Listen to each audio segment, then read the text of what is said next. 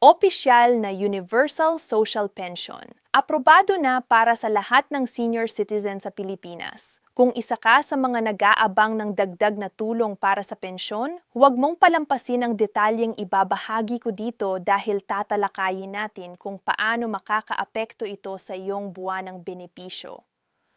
Ang mga updates sa SSS pension payments at ang kasalukuyang sitwasyon ng pension crisis sa bansa. Manatiling kasama hanggang sa dulo para malaman ang lahat ng detalye at siguraduhing mag-subscribe na sa channel na ito dahil dito lang makikita ang pinaka-updated na impormasyon tungkol sa pensyon para sa ating mga senior citizens. Mga kababayan, kung isa kayo sa mga nagmamahal sa isang lolo o lola o kayo mismo ay isang senior citizen na matagal nang naghihintay ng magandang balita mula sa gobyerno. Ang video na ito ay para sa inyo dahil naon pag-uusapan natin ang isa sa pinakamainit na paksa sa buong bansa pagdating sa karapatan ng ating mga matatanda, ang Universal Social Pension.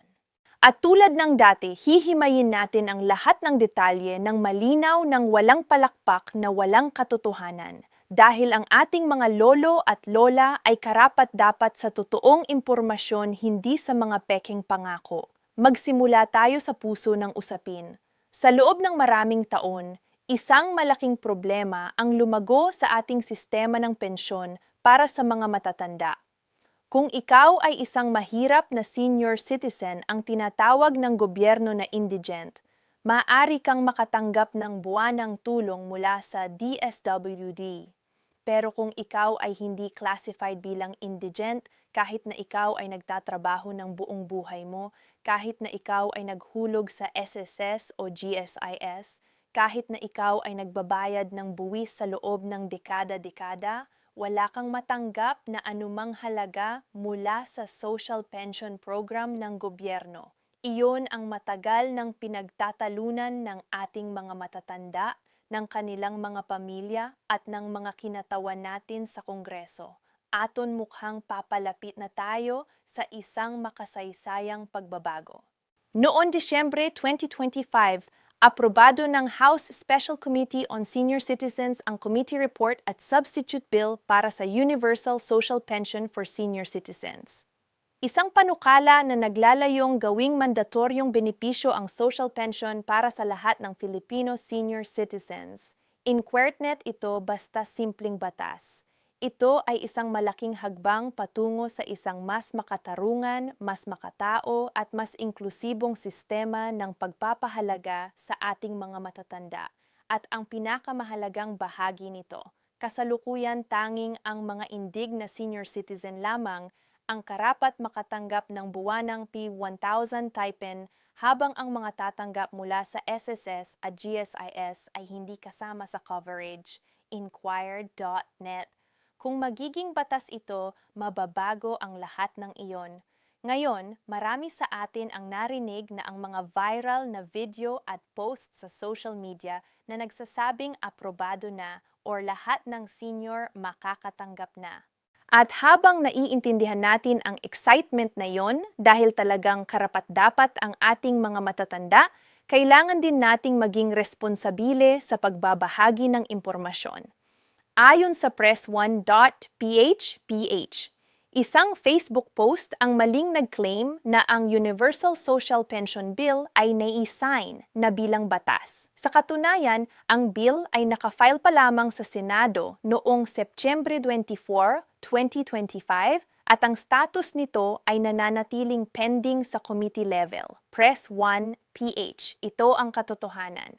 Pero huwag tayong maapektuhan ng negatibo dahil ang magandang balita ay ito. Napakalaki na ng pag-unlad ng panukalang ito at palapit na tayo sa pinakamakasaysayang pagbabago para sa ating mga matatanda. Kaya ano talaga ang nasa loob ng panukalang batas na ito? Ang pangunahing layunin ng substitute bill ay ang pag-institutionalize ng Universal Social Pension na naglalayong ibigay sa lahat ng Filipino senior citizens ang buwan ng pensyon anuman ang kanilang katayuan sa buhay. Hindi na kailangan pang patunayan na ikaw ay mahirap bago ka makatanggap ng tulong. NCSC. Isaalang-alang mo iyon. Sa kasalukuyang sistema, kailangan mong mapatunayan na ikaw ay indigent. Kailangan mong ipakita na wala kang regular na kita, na wala kang ibang pensyon, na ikaw ay mahina at may karamdaman bago ka makakuha ng kahit isang pisong tulong mula sa gobyerno. Sa bagong panukala, mawawala ang ganitong kondisyon. Lahat ng senior citizen, mayaman man o mahirap, may pensyon man o wala ay makakatanggap ng benepisyo. Sa committee level, ang mga mambabatas ay sumang-ayon na magrekomenda ng 0.0 buwan ng pensyon para sa parehong indigents at non-indigent na senior citizens na nadob maagang proposal na 500 NCSC. At ito ay hindi lang basta simpleng dagdag na pera para sa isang lolo na nagtatrabaho ng buong buhay niya bilang magsasaka o isang lola na naging katulong sa buong buhay niya o isang tatay na hindi nakahilig sa SSS dahil nasa informal economy siya. Angos bawat buwan ay maaaring ibig sabihin ng pagkain sa pagkainan, gamot sa may sakit na katawan, o kahit isang sadlit na pahinga mula sa pag-aalala kung paano mabubuhay ngayong araw. Ngayon, pag-usapan natin ang issue na matagal nang nagpapagalit sa maraming senior citizen. Ang tanong na, bakit ako hindi makakuha ng social pension kahit naghulog ako sa SSS ng buong buhay ko? Ayon kay Representative Miro Kimbo, isa sa mga pangunahing taga-suporta ng panukalang ito, hindi na makatotohanan ang halagang natatanggap mula sa SSS at GSIS pension kumpara sa pangaraw-araw na gastusin at medikal na pangangailangan kapag naging senior citizen ka na. Inquire.net. At may punto siya, subukan mong mabuhay sa Maynila o kahit sa probinsya sa 3,000 o 5,000 buwanang pensyon. Ang isang bag ng bigas ay hop 1,000 na. Ang gamot para sa presyon ay maaaring katumbas ng ilang libo bawat buwan. Ang bayad sa kuryente, tubig at transportasyon. Lahat ito ay tumaas ng malaki sa nakaraang mga taon. Kaya nga ang universal pension ay hindi luho. Ito ay pangunahing pangangailangan. Sinabi ni Representative Kimbo na ang pagbubukod ng mga naghulog sa SSS at GSIS mula sa social pension ay diskriminasyon. Pinaparusahan ang mga nagtrabaho at nagsuporta sa kanilang sarili nung bata pa sila. Gayun din ang mga nagbuwis at nag-ambag sa bansa sa buong karera nila, Inquire.net. At sa tingin ng marami sa atin, tama siya. Ang isang mamamayan na nagbayad ng buwis sa loob ng 30 taon na nag-ambag sa ekonomiya ng bansa ay hindi dapat parusahan sa pagtanda dahil sa kanyang katapatan sa sistema. Ang Estado ay may responsibilidad sa bawat mamamayan, hindi lang sa mga pinakamahihirap. Pag-usapan din natin ang kasalukuyang sitwasyon para sa mga senior citizen ngayon dahil may mga benepisyo na maaari mong makuha kahit hindi pa nagiging batas ang Universal Social Pension. Sa ilalim ng kasalukuyang batas, ang mga indigent na senior citizens na may edad 60 pataas ay patuloy na nakakatanggap ng buwan ng social pension na 1,000 sa ilalim ng Social Pension for Indigent Senior Citizens Program ng DSWD. Isang benepisyo na nadouble mula sa dating 500 sa ilalim ng naunang batas. Gulf News. Kaya kung ikaw o ang iyong lolo at lola ay karapat-dapat sa programang ito, huwag mag-atubiling makipag-ugnayan sa inyong barangay o sa pinakamalapit na tanggapan ng DSWD. Noong katapusan ng 2025, mahigit 4 na milyong senior citizens ang nakatanggap ng social pension payouts na may iba't ibang schedule ng distribusyon. Ang ilan ay nakatanggap ng page 3,000 para sa quarterly na pagbabayad at ang iba ay charge 6,000 para sa naipon na halaga. Gulf News. At para sa 2026, ang pamahalaan ay nagdagdag pa ng 500,000 senior citizens sa social pension program at ang kabuuang budget para sa social pensions sa 2026 ay 51.8 billion. Mas mataas kaysa nung nakaraang taon. Square Capital. Ito ay isang malaking bagay. Ibig sabihin, habang isinasabatas pa ang Universal Social Pension ng gobyerno, ay patuloy na nagpapalawak ng saklaw ng umiiral na programa. At para sa mga senior citizens na miyembro ng SS, may magandang balita rin. Ang SS Pension Reform Program ay nagsimula noong Setyembre 2025 at magpapatuloy hanggang 2026 at higit pa. Para sa mga retires at may kapansanan na miyembro, ang pagtaas ng pensyon ay mga 10% bawat taon. Para sa mga survivor pensioners, ang pagtaas ay mga 5% bawat taon. Square Capital. Bago mag-Setyembre 2026, ang mga kwalipikadong retirees ay makakakita ng kumulatibong pagtaas ng mga 20% kumpara sa pre-2025 na antas. Gulf News. Kaya kung ikaw ay isang SSS pensioner, huwag kalimutang bantayan ang iyong buwanang pensyon dahil patuloy itong tumataas sa loob ng 3 taon. Ngunit bumalik tayo sa pinakamalaking tanong na iniisip ng lahat na yon. Kailan ba talagang magiging batas ang Universal Social Pension? Ito ang katotohanan at sasabihin ko ito ng malinaw para sa lahat ng aming manonood.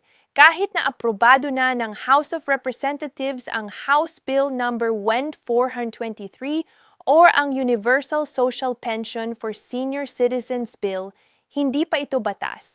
Ang panukalang ito ay kailangan pang ipasa ng Senado at pirmahan ng Pangulo bago ito maging epektibo. This one. Ngayon, ang magandang balita ay ang bill ay aktibong pinag-uusapan sa Senado. Ang ilang 6,000 na Filipino senior citizens ay aktibong nagpipigil para sa pagpasa ng House Bill number 1423 na naghahangad na bigyan ng Universal Social Pension ang lahat ng senior citizens. Philippine News Agency. Ang lakas ng loob ng ating mga matatanda, kahit sa kanilang edad, nagmamartsa pa rin sila para sa kanilang mga karapatan ay talagang nakakaantig ng puso. At hindi lang ang mga senior citizenismo ang nagsusuporta sa panukalang ito. Ang National Commission of Senior Citizens sa pamamagitan ng chairperson na si Atimama Mercedesitas N.N. Gutierrez ay naghahangad ng agarang pagpasa ng bill na binibigyang diin ang pangangailangan para sa inklusibo at pantay-pantay na suporta ng gobyerno para sa matatanda NCSC. At sinabi niya pa, ang suporta ng Estado para sa mga matatanda nito ay dapat na inklusibo at ganap. Kinikilala na ang dignidad ng pagtanda ay isang universal na karanasan na lumalagpas sa antas ng ekonomiya. NCSC, malalim at totoo iyon. Hindi mo nararapat na maging mahirap bago ka makilala ng iyong sariling gobyerno bilang karapat-dapat ng dignidad. Pag-isipan natin ang kabuang larawan. Ang Pilipinas ay isang bansa na puno ng pagmamahal sa pamilya. Tayo ay kilala sa buong mundo dahil sa ating pagtitinginan sa isa't isa. Sa ating kultura ng pagpapahalaga sa mga nakatatanda, sa ating tradisyon ng pagbibigay galang sa mga lolo at lola. Ngunit ang kultura ng pagmamahal ay kailangan ring sinusuportahan ng matatag na patakaran. Hindi tama na ang isang lipunan na nagmamalaki sa pagiging family-oriented ay hayaang ang mga matatanda nito ay mabuhay sa kahirapan sa kanilang katandaan. Hindi tama na ang isang bansa na umunlad dahil sa pawis at dugo ng mga manggagawa nito ay hindi marunong sumagot sa kanilang pangangailangan pangtanda nila.